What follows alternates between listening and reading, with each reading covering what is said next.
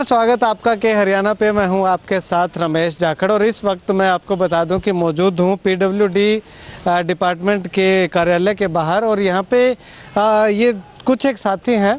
ये साथी यहां पे आए हैं। समस्या सबसे बड़ी क्या है कि ये तमाम जो साथी हैं ये सक्षम युवा योजना से जुड़े हुए हैं और जैसा कि लॉकडाउन में देश के प्रधानमंत्री जी ने और मुख्यमंत्री जी ने कहा था कि तमाम जो प्राइवेट इंस्टीट्यूशन हैं उनसे निवेदन किया था कि वो अपने कर्मचारियों की तनख्वाह ना रोकें, क्योंकि ऐसे में उनका जो है गुजर बसर वो मुश्किल हो जाएगा। लेकिन आपको बता दूं कि ये सरकारी विभाग है और सरकारी विभाग पे इन लोगों के आरोप हैं कि इनकी अप्रैल महीने की जो तनख्वाह है यानी कि इनकी अटेंडेंस लेने से मना किया जा रहा है। चलिए पूरा मामला जानते हैं।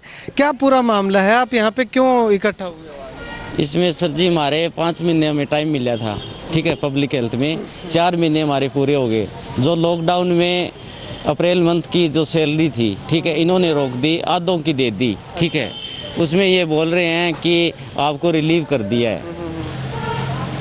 अच्छा, रिलीव कर दिया। रिलीव कब किया आपको? रिलीव 30 अप्रैल को किया है जी। 30 अप्रैल को हाँ किया। हाँ। और अब यानी कि अप्रैल तक आप काम कर रहे थे? हाँ, लॉकडाउन में सब घर थे जी। हाँ, ऑनलाइन काम कर रहे थे। अच्छा, ऑनलाइन काम कर रहे थे। हाँ। यानी कि जो पोर्टल है सक्षम युवा का पोर्टल है उसमें आपको 30 अप्रैल तक का काम दिया हुआ था जी। अच्छा, और अब यहाँ पे जब आप अटेंडेंस पे सिग्नेचर करवाने आए तो इन्होंने मना कर दिया जी। इनके ये वेरीफाई कर दे तो एम्प्लॉयमेंट दफ्तर है, हाजिरी लेने के लिए तैयार है, वो हमारी सैलरी डाल देंगे जी। अच्छा, एम्प्लॉयमेंट ऑफिस से आपकी बात हुई है? हाँ जी।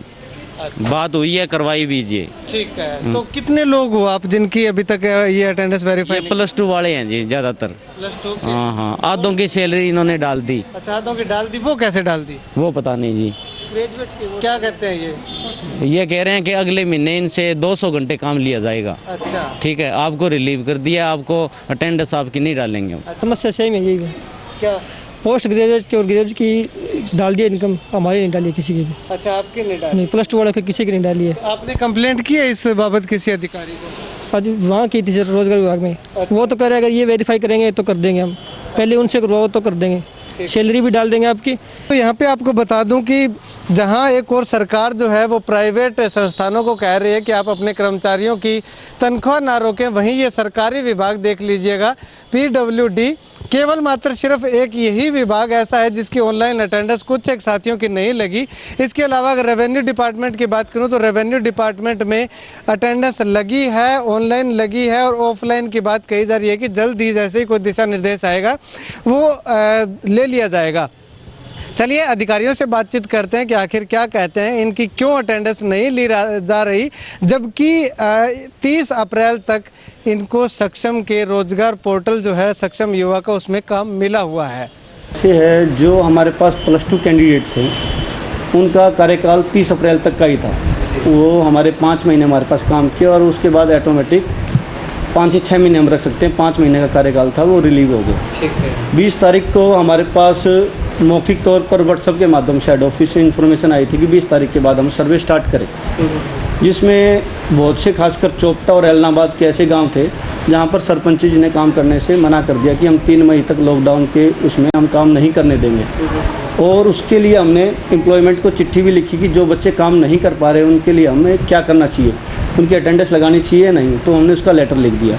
5 तारीख को हमारे पास रिप्लाई आया कि भाई जिन्होंने जितना कार्य किया है उसके बेस पे उनकी अटेंडेंस लगा दी जाए, क्योंकि +2 बच्चे 30 तारीख तक किसी भी तरीके का कार्य नहीं कर पाए थे, तो उनकी अटेंडेंस हमने 0 मार्क करके भेजी है। उसके अलावा हमारे पास पीजी बच्चे हैं जो रेगुलर अभी हमारे पास काम कर रहे हैं और ब्लॉकों में किया है, उनकी अटेंडेंस उनके कार्य अनुसार हमने लगा के मार्क करके भेज दी थी। अच्छा सर, जो आपने अभी बताया कि सरपंचों ने कुछ मना कर दिया था उनके गांव में कार्य करने से, वो रिटर्न में उनके ऑर्डर आए थे या मौखिक? हाँ, बहुत सारे गांव में उन्होंने अपने पंचायत के पैड पे, नोट पैड पे लिख के हमें भेज दिया था। बीआरसीओ को भेजा, हमारे जो काम करते हैं और जो सक्षम युवा हैं, और उन्होंने व्हाट्सएप के माध्यम से हमारे पास भेज दिया था कि सर इस गांव में लोगों ने मना कर दिया 3 मई तक के कार्यकाल में। तो काम के रिगार्डिंग सर, जैसे आप 20 अप्रैल की बात कर रहे हो, 20 अप्रैल को जैसे ही कोई ऑर्डर आया आपके पास, तो क्या सक्षम युवाओं को इसकी सूचना दी गई थी कि आप यहाँ पे काम करें? हाँ बिल्कुल, काम दिया जाएगा। हमने उसी दिन ही, हमारे पास 19 तारीख को आए थे और हमने 20 तारीख को टीम बनाकर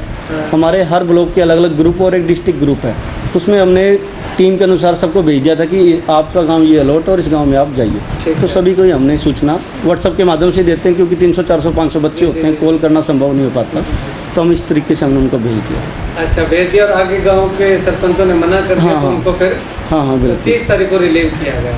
30 को रिलीव नहीं, 30 को तो इनका ऑटोमेटिक कार्यकाल पूरा हो गया। क्या होता है कि जब एक कार्यकाल पूरा हो जाता है तो ऑटोमेटिक ही रिलीव हो जाते हैं, क्योंकि हमने पहले 2 महीने के लिए मांगा था, सेकंड टाइम में हम 3 महीने मैक्सिमम मांग सकते थे, तो +2 के ऑटोमेटिक रिलीव हो गए। इसके बावजूद पीजी के बच्चे हमारे पास हैं जिनका इस महीने कार्यकाल पूरा होगा, वो ऑटोमेटिक ही रिलीव हो जाएंगे।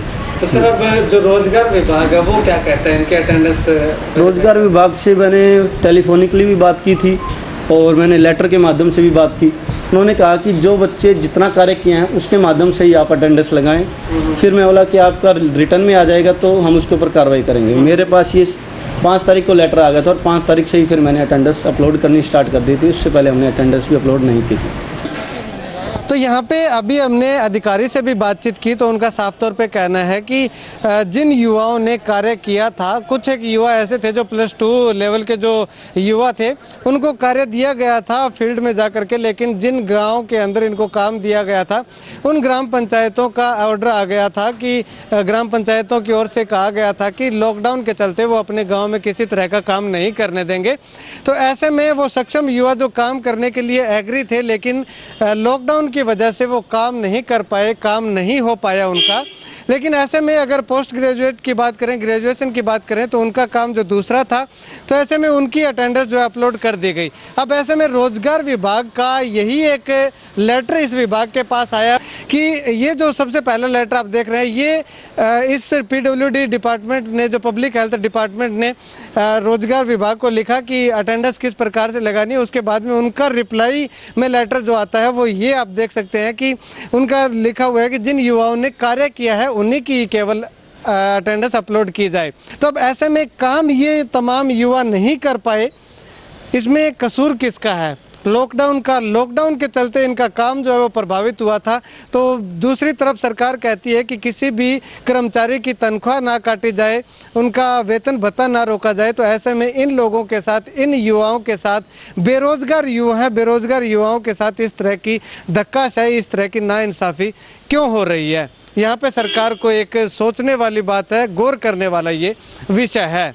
कैमरा सहयोगी सुनील के साथ रमेश जाखड़ के हरियाणा।